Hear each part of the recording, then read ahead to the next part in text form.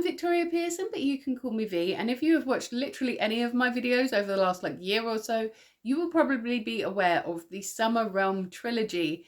3 books that were written by 4 authors about 4 different heroes who are on one mission to save the Summer Realm. Book 1 came out on the 26th of December on Boxing Day. Book 2 came out on the 6th of February, which is my birthday. Book 3 is going to be out any day now. 20th of March it is due to be released, but it is available for pre-order already. Hopefully you've all had a chance to start reading this book. If you want absolutely no spoilers whatsoever, switch me off now. Come back next week. Have a great week. Love you. If you, however, would like to hear me read a little snippet from this book, stick around because that is what I'm going to do in this video. I had a chat with the other writers. They're fine with me reading you a little snippet of it, but I'm not going to read entirely from the beginning.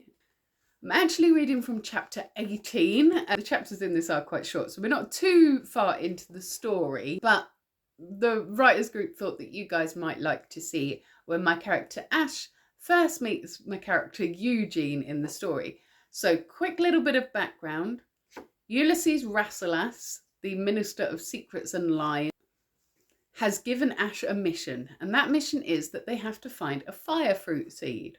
Ash thinks it's a pretty easy thing to do because they sell fire fruit jam in the market. How hard can it be to find a seed? And they're having a little bit of trouble with it.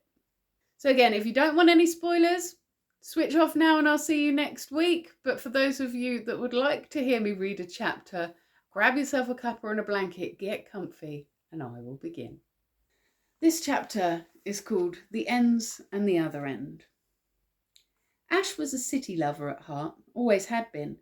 They'd been looking forward to spending their first afternoon back, eating some decent meals made by Gwenny in the comfort of the club, maybe playing a few games of cards in a different tavern, because Ash wouldn't dream of cheating in the Dewy Rose, and if he didn't cheat, cards were no fun at all.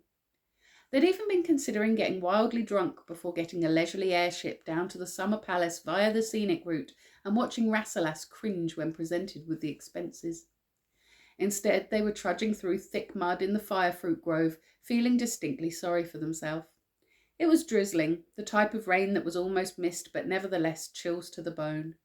Ash had told the gnarled and wizened orchardist how interested they were in the growing process of firefruit, after repeating their story about wanting to grow a plant for their mum. Now they were stuck on a seemingly never-ending tour of the orchard with a history of each of the mature trees. It's all so fascinating, Ash lied, but why are they all grafted? How do they grow in the wild? The old man chuckled a wheezy laugh. Oh, they don't grow in the wild any more, he said. Not for hundreds and hundreds of years, maybe more even. It's a fascinating story, actually. I'm sure. In the olden days, there were these birds, firebirds they were called, beautiful things, so it said, and the main thing they'd eat, you see, is the fire fruit. That's nice, but about the seeds? Well, that's what I'm saying. Something in the firebird's innards turned the fruit into seeds. So where they cracked, begging your pardon, that's where the trees would grow. Symbiotic relationship, I think it's called. They rely on each other. Right. So to find the seeds, I have to get some firebird crap? Well, that's the thing, see? Firebirds have been extinct for centuries. Ash stared blankly. So you don't get the seeds no more, you see? Ash's mind raced. The Queen had demanded something that Ash couldn't possibly deliver. This was an absolute disaster. I can sell you a plant, though. I'll graft them myself. I'll show you how, if you like. A wet, muddy and thoroughly disgruntled Ash arrived home at the Dewy Rose, carrying a potted fire fruit tree almost as big as themselves. Morning, Cliff. Hold this for me, will you? Ash thrust the shrub at the doorman and then addressed the window girl. Do you know where Madam is? She's in the clinic, I think. Thanks.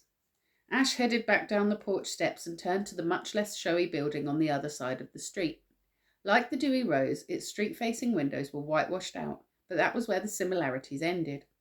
If you didn't know it was a single building, you'd think the clinic was a short row of houses. Ash knocked on the door and waited for the small viewing hatch to open. When it did, it revealed a pair of eyes Ash didn't recognise. Can I help you? The owner said suspiciously. Could you please tell Madam that Ash is here for a word? The eyes looked Ash suspiciously up and down, and then the hatch abruptly shut. Ash leaned against the wall and waited. A short time later, the door opened, and a middle-aged woman appeared. "Quickly, then," she said. Ash followed her into the building. Long ago, Madam's clinic had been a single house, where Madam and Gwenny offered what help they could to desperate young women who had found themselves in the family way and had no one else to turn to. Over the years, things expanded. Madam started selling penny preventatives with herbs that had the opposite effect, aiding fertility, and there were lots of families that couldn't afford what the midwives charged, especially in the ends. And those babies still needed to be weighed and their mums supported, so they did that too. Madam used the profits from the Dewey Rose to buy the house next door, and then the one after that. Nowadays, Madam could afford to hire the best midwives, the type that would normally be working in posh parts of the city. She didn't turn anyone away, and she didn't charge. As a result, the rabbit warren of rooms beyond the door were crammed with pregnant women and their babies and small children, with uniformed midwives and porters rushing around looking serious. Ash had expected to find Madam in an office, but instead she was in one of the treatment rooms, finishing with one of the pregnant women. "Put your feet up and let everyone else run round after you for a bit, darling," Madam was saying. "You'll be meeting your little one any day now, and we're going to come and visit you at home instead of making you come to the clinic. You need the rest." The woman assured Madam that she would and waddled off to book in her home visits. "You're busy today," Ash said, as Madam waved them in and started washing her hands at the pump sink in the corner of the room. "We're always busy. There's not enough midwives to go round, and we can't train them up quick enough. I've been lobbying the council to get some funding to hire from further afield, but it's like trying to get eggs out of a rooster." "Everyone supports you until it's time to put their hands in their pockets," Ash shrugged. "So what's up? Did you do Her Majesty's shopping?" "Well, that's what I came to ask you about. Are you sure I haven't upset the Queen?" Ash said. "Was the market sold out then?" "No, not sold out, no. Firefruit don't grow from seeds, because the only way to get the seeds is to wait for a sodding firebird to crap them out, and firebirds are extinct." Madam frowned, tilting her head to the side and absent-mindedly twirling one of her ringlets. "I don't think they are extinct, you know," she said. "Just rare. A few of them up on Willow Hill with more money than sense. They keep them as pets."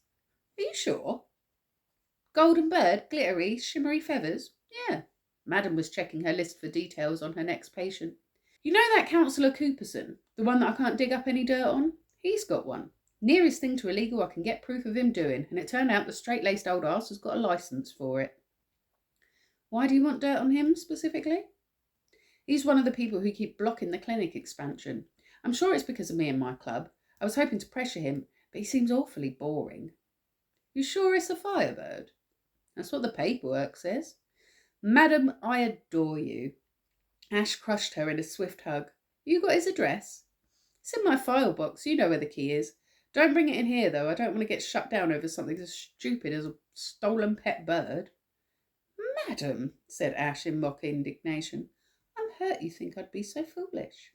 And so it was that Ash found themselves spending the next 2 days watching Councillor Cooperson's house, a feat that would have been far easier in the twisting, dark and always busy lanes of the ends.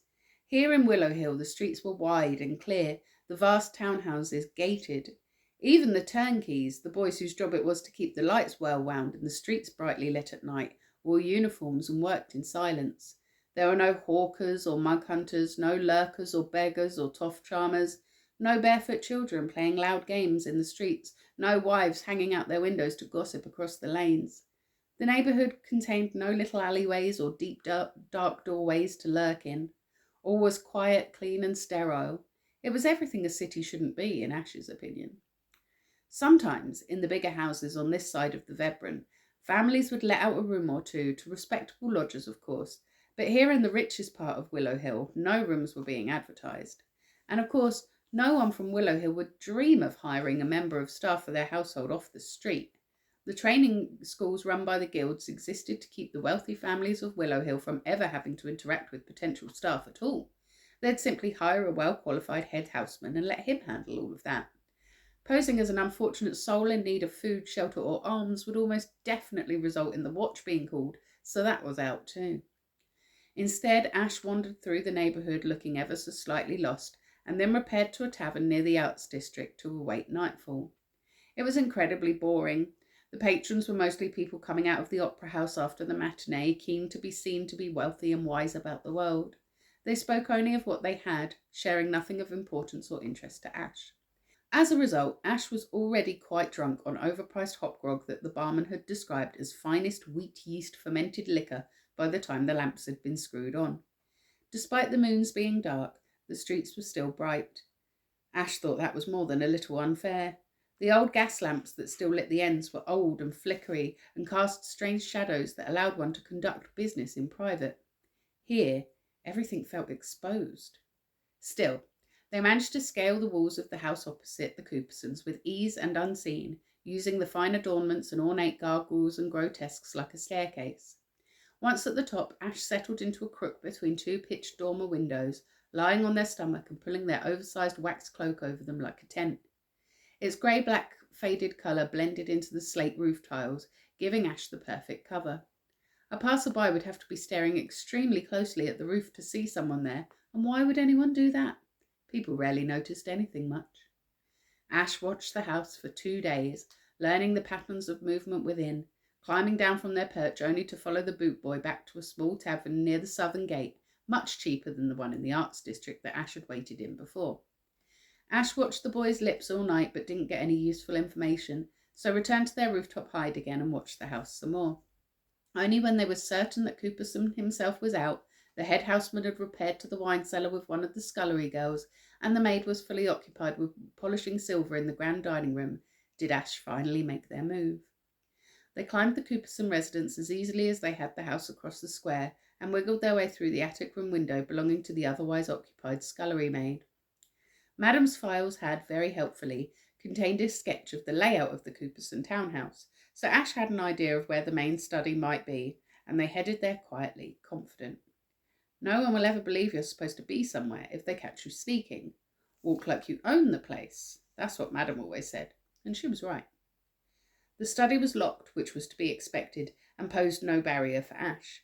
They picked it without even having to swear, and let themselves into the rich wood-panelled room beyond. The burgundy carpet was thick enough to make Ash worry about leaving footprints. Everything in the room, from the meticulously organised bookcase to the perfectly placed brass contraptions, was immaculate. A framed portrait of Her Majesty hung on one wall. On the colossal mahogany desk sat a small golden cage. Almost filling it was a bird. From the way the orchardist had been speaking about firebirds, Ash had expected, well, brilliance. He had spoken of fiery tail feathers, too bright to look at, and down that looked like spun gold. The bird looked kind of golden if you'd been told it was golden, but in reality its down was a dull tawny colour, and its tail feathers a dull gingery orange like a cat. There was maybe a slight shimmer to the tail feathers, but Ash wouldn't have described it as glittery. Still, it looked exactly the same shape in the ones in the etchings that the orchardist had shown them. It regarded Ash with dull red eyes. There was barely enough room for it to turn round. Ash didn't know much about animals and didn't much like animals, but even they thought it was cruel.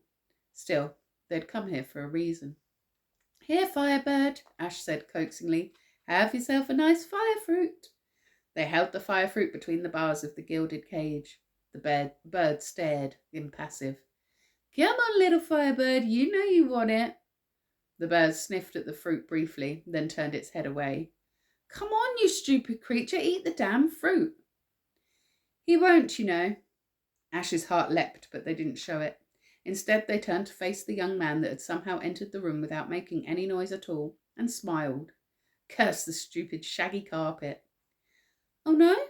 Why's that?" Ash assessed the lad in front of him. He was perhaps in his mid-20s, but his golden curls and slightly freckled skin made him look younger. His hands had no calluses, and his nails were clean. He was richly dressed in navy blue velvet doublet with lacy sleeve ruffs, the left of which had a large ink stain on it, and matching hose. He wore the Shasmian-style curly-toed shoes favoured among the very wealthy, and a tall top hat with a thick bloom of peacock feathers adorning the brim. He looked utterly ridiculous. "Well, flamebirds don't eat fire fruit, you see. Why are you in Father's study? He won't like that." "Flamebird? I thought this was a firebird." Perhaps if Ash kept asking questions, the boy wouldn't notice that they hadn't answered any. Ash knew Cooperson had sons, but had thought that they were all away, one in the Queen's Guard at the Summer Palace and another working as chief of the watch down in one of the Plains cities. They hadn't even realised there was a third son. "Well, The captain here is probably as close to a real firebird as you'd get now. True Ignastiata avis liveratum have been extinct for centuries, of course, but the captain is a thoroughbred Ignasta avis domesplius. The boy saw Ash's confused expression and elaborated. You know how dogs descended from wolves? Well, the captain is much like a true firebird as the dog is like a wolf. I say, are you quite all right? You've come over dreadfully pale. Let's get you out of here in case you're sick. How did you get in, by the way? Ash was feeling rather faint, but played into it much more than was necessary to try and deflect the question. They much preferred to avoid a question rather than lie. It was far easier to keep track. They stumbled and allowed the boy to support them down the hall to the drawing room. Could I trouble you for some water, please? Ash asked meekly, fully intending to be out of the window and away while he fetched it. Instead, the lad crossed to a crystal decanter on a side table and poured a tumbler of clear water without leaving the room. Blast and bugger the boy. Ash took a long sip while they considered their next move. So you know a lot about firebirds, then? Oh, yes. Extinct animals are one of my favourite subjects, actually, although Father doesn't really agree that it's a suitable topic to study, so I'm studying engineering at the moment. Steam power and such, you know? But your main passion is extinct animals? Well, extinct animals, dead languages, lost cities. I'd love to be an archaeologist, you know, dig up history. But I'm to go into air fleet management eventually. If I don't fail all my exams and be sent to the priesthood in disgrace, of course. Ash eyed the thick, brass-rimmed spectacles that sat on the boy's nose. Usually, to be a fleet captain, you'd have to first take your time working, piloting the airships. Ash was fairly sure you needed perfect vision for that. Cooperson must have been very well connected, well beyond Trey and the northern towns, to allow his son to skip that step. Air fleet management seems quite away from archaeology, they said. Yes, well, like Father says, we do have a family name to maintain, and I can't just be grubbing about in the dirt having adventures. That don't sound very fair, Master Cooperson. You should get to follow your dreams. Ash watched the boy's face carefully. Oh, my tutors call me Cooperson. Please call me Eugene. It's so nice to have a friend to talk with. Should I ring down for some tea? Do you like hagleaf tea? Ash had never been particularly fond of hagleaf tea, being much more partial to the much cheaper ground oak nut. But Eugene hadn't started yelling about a thief in the house or calling for the watch, so Ash was keen to keep him on side and nodded agreeably. They expected Eugene to ring for a maid, but instead he lifted a speaking tube, whistled into it, and then said cheerfully, Tea for two in the drawing room, please, Jilly. Fancy, Ash said. I've only ever seen those in the mail office. Father does like to stay up to date, Eugene said, and it saves the maids' legs, so I think they like it. So, how did you get in? Ash nodded at the portrait that hung above the fireplace, Cooperson in his full military regalia, with a son on each side, each of whom had medals pinned to their chests. Is one of them meant to be you? Oh, good grief, no. That's my brothers, Roger and Barnaby. Father's terribly proud of them, of course. The maid interrupted to bring their tea, and Ash crossed to the dresser while she set it out, hoping she wouldn't see a glimpse of their face. A collection of small portraits in silver frames littered the shelves. Barnaby, Roger and his wife, Her Majesty again, Cooperson in his youth with a pale, one blonde woman who could only have been Eugene's mother. Any one of the picture frames would have fed a family in the ends for a year or more. I can't help but notice you ain't in many of the pictures, Ash said as they sat back down. In truth, Eugene hadn't been in any. I can't help but notice you keep avoiding my questions, Eugene said, smiling brightly, such as why you're in my father's house. The kid was smarter than he looked, which wasn't that difficult. Every fibre of Eugene's being screamed naivety. Those were, oddly enough, often the worst people to lie to. The saying you can't con an honest man had become popular for a reason, and not just because it was unsporting. Sometimes the most innocent-looking people were the ones that noticed the most. Honestly, Eugene, I came here because I was desperate. Wasn't exactly a lie. I'm on well, I suppose you might call it a bit of a quest. Ash could see they'd judged things perfectly. Eugene's bright, trusting blue eyes had lit up at the word quest, and he leant forward in his seat, lips slightly parted, pupils dilated. Got him. Your firebird was my last hope, and now even that is dashed. Ash sighed dramatically. But perhaps Providence brought us together. You seem, after all, to be something of an expert in firebirds. Reel him in gently, Ash. Don't flatter his knowledge too much in case he realises it's a distraction from the real questions. Who are you and how did you get in? Well, I wouldn't say expert. I'm just full of useless knowledge, as father says. It's just that I so urgently need a true firebird for my quest, you see. Ash sighed again, trying not to lay it on too thick. Her Majesty'll be so disappointed. The quest is for the blessed Summer Queen, Eugene gasped. Ash covered their mouth hurriedly, as if they hadn't meant to let that slip. Given the number of portraits of the Queen around the house, Eugene must surely have been raised a royalist. Oh, well, we mustn't let Her Majesty down. Tell me how our household can help. Oh, I'm quite sure there's nothing to be done, said Ash. Her Majesty is, and this must be kept secret, you understand, in pressing need of a fire fruit seed. Oh, I see. That's why you were trying to feed a fruit to the captain. Quite. But you say he can't digest them? No, not at all. He likes snowberries, though. Ain't sure that helps, really. No, it rather doesn't. Eugene's brow furrowed as he pondered. He was completely immersed in the problem. He hadn't even realised Ash still hadn't given him their name. I should return and give Her Majesty the bad news. Thank you so much for your hospitality, Eugene. You can't just give up, Eugene said. Her Majesty surely doesn't give out quests lightly. The fate of the very realm could depend on your success. Ash wasn't quite sure how the fate of the realm could depend on an extinct seed, but it was highly possible the fate of Ash could depend on it. Rasselas, and by extension the Queen, had made a lot of tricky little legal situations go away for Ash over the years. They really didn't want to consider what might happen with those little situations if they were to fall out of Her Majesty's favour. Oh, but what if... Oh no, that's far too far. But maybe... Eugene spoke as if to himself. Eugene, I'm going to need you to finish a sentence or two if I'm going to contribute to this conversation. Sorry, my thoughts were just a little too quick for my mouth there. I was just thinking, there aren't any firebirds anymore. Yes, thank you, I think we've established that. But you don't want a firebird. You want a firefruit seed. Yeah, none of this is new information, Eugene. Well, that's the thing. No one knows how long the germination period of a firefruit seed is. Some scholars think it could be hundreds of years if the conditions aren't right. Ash frowned and nodded, encouraging Eugene to go on. So it's possible the firefruits could have processed the fruit into seeds long ago, but the seeds themselves are still out there, waiting to germinate. Now that isn't a terrible thought, Eugene. Well, it doesn't help you very much, of course. If they existed at all, they'd be virtually impossible to find.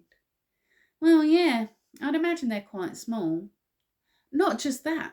You'd have to go to the firebird nesting grounds. You won't be able to find them.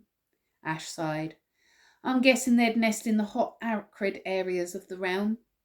Well, yes, they used to nest in Meridet, where the ancients lived, you know, in the Sahara Desert. Ash frowned. I've never heard of a city called Meridet. The only city I know of anywhere near the Sahara is Shazim. Well, quite. Meridet isn't a real city. Well, not anymore. Some thinkers believe it existed hundreds of years ago, but my tutor said it's just a legend, a myth. But that's where these birds used to nest. According to the legend, yes. The firebirds are, according to myth, the cause of the midsummer lights. Those reddy orange lights in the sky over the desert at night? That can't be right. I've seen them. When I stayed in Shazim, they still happen. Eugene shrugged. Like I said, it's all just legends. The lost city, the magic of the birds, all of it. But if the seeds exist, they'll be near this Meridet. Eugene chuckled. People have looked for that city for centuries. It's long gone if it was ever there. You won't find it. Ash nodded thoughtfully. Thanks for your help, Eugene. The Crown will be grateful. You're going to do it, aren't you? You're going to go to the Sahara and look for Meridet. Ash shrugged. I don't have many other options. You're going to look for a seed that could be the size of a grain of sand for all we know, that has been lost for hundreds of years in a desert that is hundreds of miles wide and made exclusively of sand. I mean, when you put it like that, it does sound a bit like such an adventure. Please, can I come? What? It's my lifelong dream to go on a quest to an undiscovered city. Please take me with you. Eugene's face was lit up like a tree at winter solstice. Don't be so daft. I can't just take Councillor Cooperson's son. It'll be fine. I'll come back having discovered the lost city of Meridet and he'll be over the moons. Please, then he'll finally believe an explorer is a respectable occupation for a man. Letting Eugene down would be like kicking a kitten. Ash didn't have it in them to argue. They'd been so lucky in this interaction so far. This was a problem that could solve itself. Fine. Do you know the ends at all? Of course not. I've never been in the northern part of the city, Eugene said, as Ash knew he would. Father prefers me to stay at home and take my lessons here. I've never really left the grounds. That made sense. Madam hadn't known about Eugene because he hadn't been introduced on the society circuit yet. The counsellor clearly wanted his son to be more marriage-worthy before his friends saw how peculiar he was. If you want to come, you're going to have to make your way there, to the Dewey Rose, and you mustn't breathe a word to your father or anyone else. It's top secret mission, you see, Ash said, making the capital letters very apparent. They considered adding a conspirator wink, but thought that might be going too far. Will I come at dawn? Eugene beamed with excitement. Why not? There was no way he would. The kid wouldn't walk 4 steps into the ends without peeing his frilly breeches and running home to his books. Whom should I ask for? And that was where it got sticky. Chances are the kid wouldn't even make it out of the house, and when he tried, his father would beat or terrify the story out of him. Ash really didn't want a reputation at all, much less one for trying to kidnap a counsellor's son. But if by some miracle Eugene made it out of the house, through the Arts District and Central Market, through Riverside, across the River Vebron, and to the ends without incident, someone would have to see him safely home. And to care enough to do that, they'd have to know he mattered to Ash. Ask for Ash. If they say I'm not there, ask for Madam. She'll look after you. Ash would have to let Madam know. I can't believe I'm going on a genuine quest. Neither can I, Ash said dryly. I really must make preparations. Get some rest and a good meal, and I'll see you tomorrow. When, a couple of hours later, Ash finished recounting the entire sorry tale to Madam, they expected to be laughed at and mercilessly teased for being caught, and a promise to get the rich kid safely home. Instead, Madam looked thoughtful. He could be the ultimate leverage, you know, she said. Great little influence on Daddy. Doesn't seem like his dad respects him much, and running away from home isn't exactly going to endear him to the man. Still, think of all the background you could get on Cooperson for me, and how happy and grateful the counsellor will be when you get back and I return his precious prodigal son. I'm on a wild back chase chasing for something that doesn't exist anymore. I'm wanted in several of the towns on the route where I'm going, and you want me to kidnap the youngest child of the richest man in the city and just take him along? Well, it isn't really kidnap, is it, darling? He's a grown man and he wants to go. Consider it a little favour to Madam. Ash scowled. The lad's never left his own street. He's got a whole head full of books. A little favour for Madam, darling, she wheedled. You said yourself he knows all about those bird things. He might be useful. It'll be a bloody nuisance when I'm already annoyed. But you'll do it just for me, she batted her eyelashes. You know how much my favours are worth, darling. You know I'd never dream of cashing one in, Madam. Ash rose and kissed Madam's hand before heading to the door to go to bed. I'll take him if he turns up, but I ain't going searching for him, they said in mock defeat. There was no way Eugene was going to turn up. That's my good little bean, she called after them. If you enjoyed that little snippet of Agents of Secrets and Lies, my little accents notwithstanding, then you can get your copy. I will put the link in the description, but it is also on the top of my link tree. The second book, Savage Invasion, is also available to buy now, and the third and final book, Battle of Wind and Fire, is available for pre-order and will be out on the 20th of March. Join me on Monday for my next vlog, where we may be going to Manchester, if I've had a chance to edit that by then. If you can't wait until then to see me again, I understand. I will be here every single morning in your shorts, taking a great big deep breath, letting you know what I'm grateful for. Sometimes I'm letting you know what's challenging me that day. And I will also be here on a Witchy Wednesday doing an intuitive tarot card pull for you as well. You can book a private reading on my link tree, which is also where you can find the Summer Realm books, all of my other books, my art, everything that I do online. You can find there, and my social medias, all of it. So like and subscribe, or don't, I'm not your mum. But either way, you have yourself a magical week.